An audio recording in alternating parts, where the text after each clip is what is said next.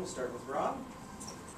What associations, organizations, or elected officials have endorsed you?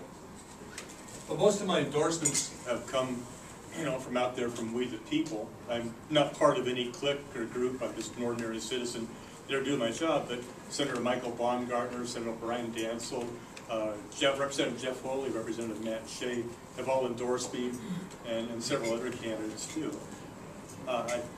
Those are the people I think that I've worked with in the past. I've got a good working relationship with all the 15 representatives that actually represent Spokane County in the 3rd, 4th, 6th, 7th, and 9th districts. And because of that, I was able to get this historic legislation passed, which is partial payments on property tax. That's one of the first things I wanted to do when I got into office was, I've been, like I said, I came from the school of hard knocks.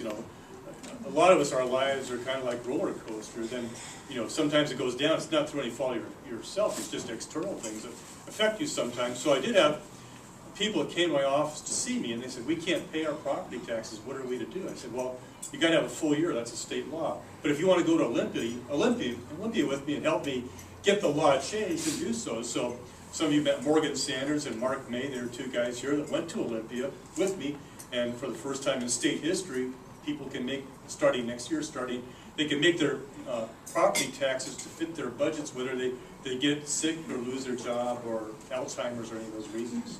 Thank you. I've been endorsed by various organizations, but the most important thing to know is that everyone is welcome to the table with me.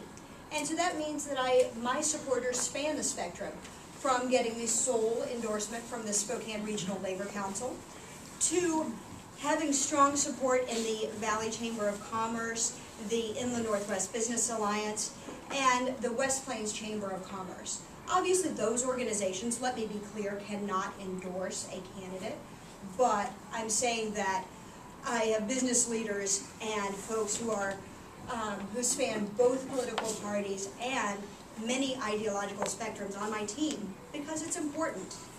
Of course, you're never going to agree with everything your elected representative has said. Goodness, we've been married almost 17 years, and I promise you I don't agree with everything my husband says.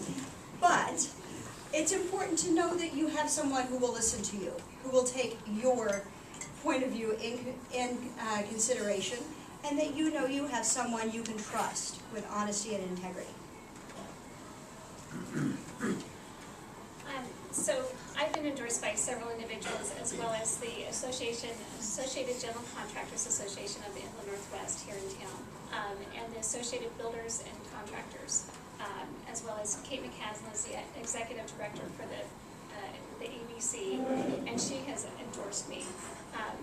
A couple of Democrats that have recently endorsed me is Mari Clack is a strong Democrat here in the community, and so she has given me her endorsement, as well as Steve Corker, Farmington City Councilman, that a lot of people know is a strong Democrat here in town. But he knows me through my work with the city when I was on the internal audit committee for the city, and so he's given me his endorsement as well. Next one, we'll start with Amy. How would you